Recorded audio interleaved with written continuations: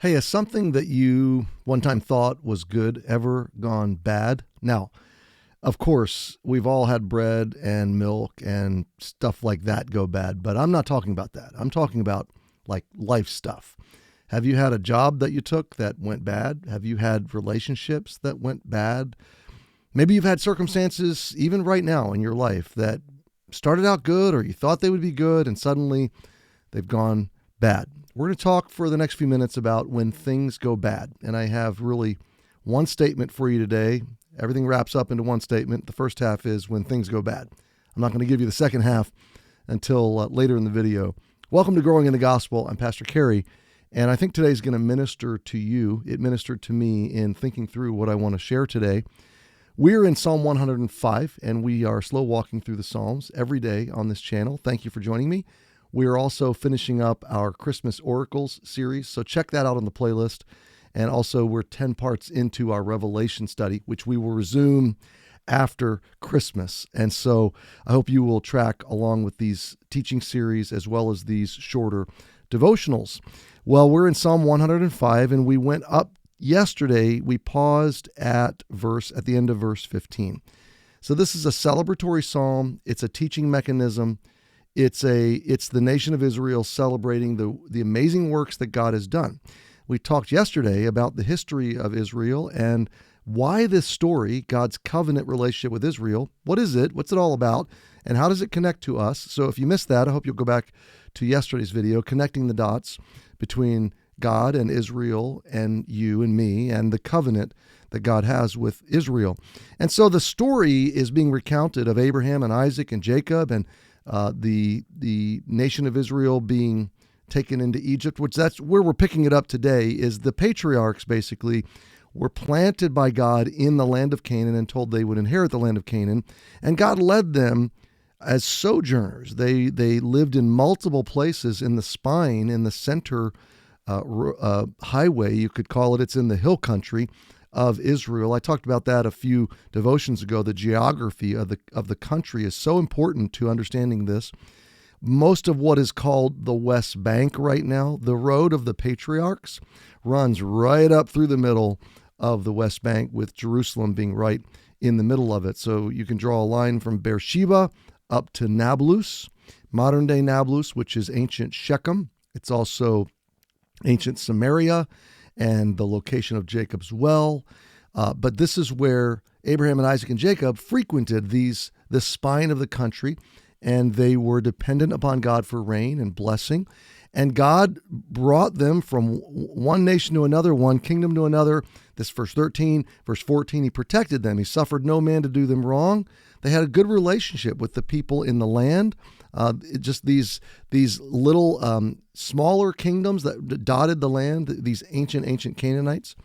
And he reproved kings. He basically told that region. And by the way, I want to insert this. Melchizedek was a follower of the Most High God and may have been Jesus. He was the King of Righteousness, was his name, Melchizedek. And he ruled in a city called Salem, which is modern-day Jerusalem. And he was there. He was there in Canaan, surrounded by these other nations and city-states, essentially, that were ruled by these lesser kingdoms. Right in the middle of all that is the priest of the Most High God. So this land really is God's, as is the whole earth, but especially this place. He has set his name there. And so the presence of God and the presence of the people of God in this region goes back as far as you can possibly go back in recorded human history. So God said to these people, don't touch my anointed. These are my people. I'm doing a work of redemption through them. I'm showing myself to the world through them. Don't mess with them, and don't harm my prophets. They're my messengers. They're the ones that are sent by me to tell the world what I'm doing. So cool. Verse 16 is where we pick it up today. Moreover, he called for a famine upon the land, and he brake the whole staff of bread. Now, this is where I get the title for today, When Things Go Bad. Because they're there where God told them to be. For the most part, they're living in obedience and honor to God, these patriarchs.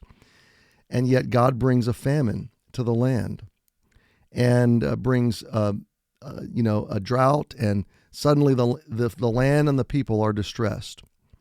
So verse 17 says he sent a man before them, even Joseph, who was sold for a servant. He sent a man before them is a reference to Joseph being sold into slavery by his brothers. You remember that story in Genesis. You can read all the history that we're recounting in this first part of this psalm in the book of Genesis, starting with the story of Abraham and going forward. It's a riveting story that goes all the way through the book of Genesis. In fact, I can't wait to teach the book of Genesis someday, hopefully soon. So I just think it's striking that things go badly with the famine, and then things go badly for Joseph, especially when he thought they were going good. Joseph is having these great dreams. He's his father's favored son. Like, life is good. And suddenly his brothers turn and they sell him into slavery. So things go bad, and then they go bad. They go badder. Verse 18, whose feet they hurt with fetters. He was laid in iron. Think about that. Play that out. They're carting him off to Egypt in chains.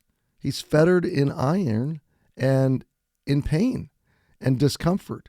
He's lost everything. He's bound up now as a slave by the will of God. It breaks my brain. It just sets me back. I'm like, wait a minute. God sent him? God sent him, and God used the betrayal of his brothers and the oppression of bondage and iron and pain. God used these things. You remember what he says at the end of it all? You meant it for evil, but God meant it for good. I love how God isn't the author of evil in terms of sinfulness, but he is sovereign and providential over it. And the worst that Satan can do to you, the worst that any rejecter or any oppressor or any evil person can do to us, is be the unwitting tools of God to bring about your greater blessing and his greater goodness and grace in your life. That's astounding to me. It's why you don't need vengeance. It's why you don't need to strike back. It's why you don't need to go seek out an insufficient justice about everything. Now, there are some situations, don't misunderstand me. Use the system, use the legal system where there's criminal mistreatment. I'm not talking about absorbing abuse that's criminal. I'm just talking about that human stuff where relationships go bad and people are unjustly accusing you or scorning you or slandering you or stabbing you in the back in ways that aren't criminal, but in ways that are very, very hurtful or destructive. This was Joseph. But he was sent. God never turned away. God didn't miss the details here. No, his purposes were deeply embedded in all of the events of Joseph's life. And wow, I mean, already, do you feel this? This is your God. And this is what he's doing in your injustice or your mistreatment or your terrible situation. He is at work. He is present. He is sovereign over the powers that have been brought to bear in your life for misfortune. Verse 19, until the time that his word came, the word of the Lord tried him. So verse 19, God is building Jacob. Joseph. He's building Joseph. He's proving Joseph. He's strengthening and raising him up, and he's maturing him. And I don't like what I'm about to say personally. I don't like to even think about these things. But God uses our suffering and hardship in this life to conform us into the image of Christ. It's the fire of testing and proving and shaping and molding. It's the hard work of clay being refashioned in the hands of the potter. And it's uncomfortable and painful and has a bit of chastening woven into it, purging, purifying, strengthening, growing. But it's all done in love, and it's all done at the Father's hands of grace and goodness and gentleness. He is gracious to deliver us from ourselves. He is gracious to use pain and hardship and misfortune in our lives to draw us closer to him and to prepare us for his ultimate providential purposes in our lives. It's a beautiful thing. We don't want to blame God for sin. We don't want to blame God for the existence of these realities, but we do want to trust him that he's going to redeem them. And through them, he's redeeming us. And I don't mean our eternal salvation as much as our eternal sanctification. He's redeeming and changing and reshaping and maturing, and he's leading us by his providence. I've told you about my cancer journey, and just knowing, and I didn't want cancer, and I didn't like cancer, and I don't want it back. But just going through cancer, knowing by faith, God is doing deep work, and he's writing a big story, and I trust him. Before I see the outcomes, I trust him. Well, now, over the last 10 years, I've seen immeasurable outcomes from my cancer journey, and that's just the tip of the iceberg, because whatever time is left in my life and eternity, obviously afterwards, that story continues. So I've only seen the beginning of the outcomes. So he sent Joseph to Egypt.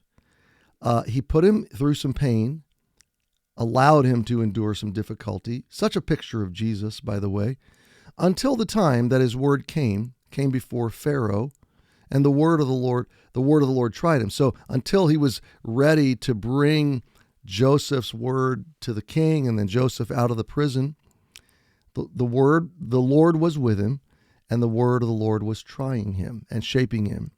And the Lord is shaping you too.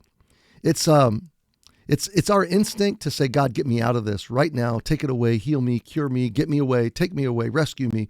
And he will. That's his heart. He wants to, he intends to. But our first prayer needs to be, work in me. Do what you want me to do. Make me who you want me to be. Change me. Transform me. And again, let me throw this out. This is not, help me learn my lesson so I can get out of this quick. That's not the way it works. Okay? Let the refiner's fire do its work in your life. It's hard, but it's not going to kill you. At least eternally, it's not going to kill you. Jesus has already won the victory, and he loves you. And it's all, you're going to one day look back on the refiner's fire, and you're going to say, that was worth it. If your faith remains in him, you're going to be glad that he walked through the fire with you. Verse 20 says, the king sent and loosed him, even the ruler of the people, and let him go free. So at the right time, providence, things that only God could orchestrate. God allowed Joseph's story to come before the king. God allowed Joseph then to be released. So God orchestrated his early life. God orchestrated his bondage. God orchestrated his good testimony and leadership in the prison. In fact, over and over in the story, the Lord was with Joseph. And then God orchestrated the right moment when he was to be released, and where he was suddenly thrust, elevated like a rocket, catapulted from the dungeon all the way to ruler, verse 20, ruler of the people, and let him go free. The king loosed him, even the ruler of the people, let him go free, verse 21.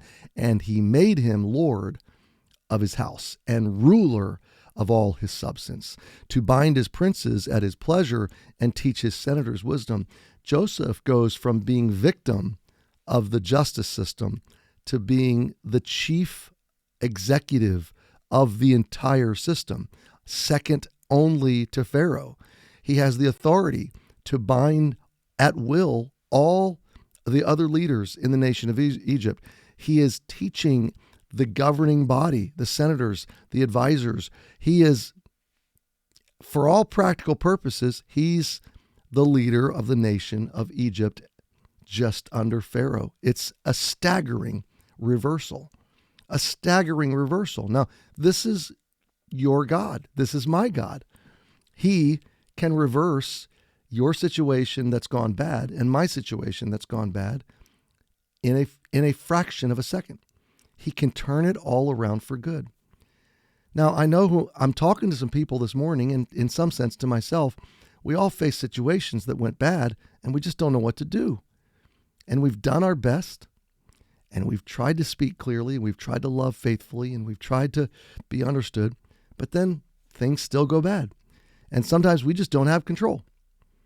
And we can't reverse somebody's behavior. We can't undo situations. We can't take control. And really, we wouldn't if we could.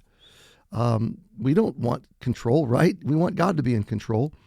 And so things can go badly. And there's times you just have to say, Lord, this is in your hands now. This person, this relationship, this situation, my health, my healing, my job, my whatever. You just have to say, Lord, this is in your hands, because God can reverse it. It's a deadly thing to try to force it. I don't like shopping at IKEA, but every now and then I do. I guess I do like shopping at IKEA. I don't like assembling furniture that I get from IKEA. And when I do have to, it's like disposable furniture, right? You put it together, you put it in one place. It's designed to never move from that place. And if you try to move it, it's going to fall apart, and then you throw it away. So inevitably, I get something from IKEA, and I get all the parts spread out. I get it all going, and I end up trying to force something into a slot or a bolt that's too long. I got it in the wrong spot, and I end up trying to force it to fit. And inevitably, when I try to force it, I break it. My wife got something for our grandkids not long ago. It was it's an axe throwing thing. It sounds funny to say grandkids and axe throwing in the same sentence. It's a toy axe throwing. Okay. So these are plastic little axes, and it's like a dartboard with these spindly, prickly things where the plastic piece can get wedged in, so you can be like your axe throwing, but it's harmless. So before you turn me into child services, it's harmless. It's a child's toy, but it required some assembly, and it's these pipes that fit together, and then this board, and I spent about 45 minutes putting this crazy thing together, only to find out I had put it together wrong, and then I had to take it all apart again. And to get it apart, I had to whack it. And there were a couple little pieces, non-essential pieces, I had to break just to get it apart so I could get it back together the right way. My wife came in to the scene because she heard the whacking, and she's like, that's probably not the sound this is supposed to be making in assembly. And she said, what happened? I said, I put it together the wrong way. I have to reverse this. And she saw the plastic parts flying, and she said, you're breaking it. I go, no, it's okay. These are non-essential pieces. But my point is, when you try to force things, you break them. And so when things go badly in your life, it's really important that you don't just take matters into your own hands irrationally, emotionally, and quickly and rashly. It's really important that you decide to respond in wisdom and surrender, that you look up and you say, Lord, these things are in your hands, and we want to be careful. So when things go badly, God is sovereign, God is present, God is leading you forward, and he can reverse them very, very quickly. Well, let's keep reading. So the king looses him, makes him lord of his house, ruler of all of his substance, to bind his princes. Verse 23, last two verses for today. Israel also came into Egypt. So Israel is Jacob, remember that. And essentially, so Israel, the person, is Jacob. Israel, the people group, is Jacob's family. Okay. So Israel as a people group and Israel, Jacob, came into Egypt. And you remember this story. This was the brothers that came to Egypt to get food, grain, not knowing that their brother was there. Every time I read this story in the Bible, it moves me to tears. Joseph hides his identity from his brothers, and at first deals strongly and firmly with them, essentially to prove, have they become repentant? Are they the same people they used to be, or are they tender and repentant now? They mistreated him. They were abusive and abrasive and deceptive and scornful and resentful, mainly of their father. So Joseph is wondering, has their father wound healed? And you remember he puts them through that test where he puts the vessel in the bag of the youngest, Benjamin, and then holds Benjamin back and sends the brothers back home. and tells them, actually sends them to go get Benjamin, brings him, and then he sends them away. The complicated story and all that he puts together, what is he doing? He's proving to see whether the brothers care that their dad will die of sorrow. And you remember the oldest brother, I want to say that's Reuben, says, keep me, take me. This is the youngest. And if you keep him and send us home, it will kill our father. Because he already lost one son, he can't lose a second. And that's the moment where Joseph realizes they've repented. They love their dad now. And they don't want their dad to go through again what he went through with Joseph. And that's where Joseph breaks. He's forgiven them, but now he reveals his identity to them. He weeps. He forgives. He says, you meant it for evil, but God meant it for good. And then he sends them back to get his dad. His dad is elated. God says to Jacob that Joseph will he'll close your eyes in death. Joseph's going to be there when you die, and he's going to be the one that closes your eyelids. It's such a precious picture. So Israel comes to Egypt because there's food, and Joseph is able to give them land and help them settle and to care for them. And Jacob sojourned in the land of Ham, that's Egypt, and he increased his people greatly. God multiplied the people there and made them stronger than their enemies. Now we're going to pause the narrative here and pick it up in verse 25 tomorrow. But let me come back to my point today. When things go badly, here it is. We've just read about a famine. We've read about a young man being sold into slavery. We've read about him being falsely accused by Potiphar's wife, thrown into jail. And then we've read about this massive reversal of Joseph being elevated into prominence for such a time as this so that he could save his family. We've read about the healing of sons who scorned their dad and the broken relationships of dad and sons, and how decades write these stories. And when it's all said and done, this family loves each other. But in the moment, it just seems like it's gone bad. And this is encouraging to me, and I hope it's encouraging to you, because here's the statement.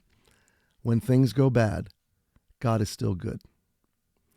When things go bad, God is still good. And he's doing something good, and you can trust him, and he will bring reconciliation, recovery, redemption. He's going to write a bigger story. Now, sometimes he takes years. We want it to be written in days or weeks or months. Sometimes God takes years. But to those who trust him and are faithful in and out of every season, to those who just trust him in the prison, just like they trust him in abundance, to those who walk with him, he is with them. When things go bad, he's with them. He's with you, and he is still good. And when the full story, when the ending is written of the story, you're going to be glad that you held on to the Lord and that you loved others and you were patient. So that's what I have for you today. I hope it encourages you. When things go bad, God is still good. Say it with me. When things go bad, God is still good. Leave a comment, share your thoughts or questions. Maybe someone you love would be encouraged by this video because maybe you know somebody where things have gone bad in their situation. So, my friends, thanks for joining me for Growing in the Gospel today. I'm praying for you. Have a great day. I will see you tomorrow.